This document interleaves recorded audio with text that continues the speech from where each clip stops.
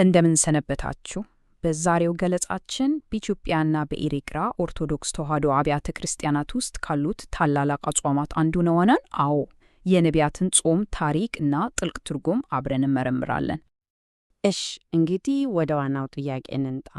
ከገና በፊት የሚጾም ጾም እንዴት ነው በጥንት ነቢያት ስም የተሰየመው? ግንኙነቱስ ምንድን ነው? እስኪ የዚህን ታላቅ መንፈሳዊ ወቅት መነሻ ምክንያትን መርበር። መልካም።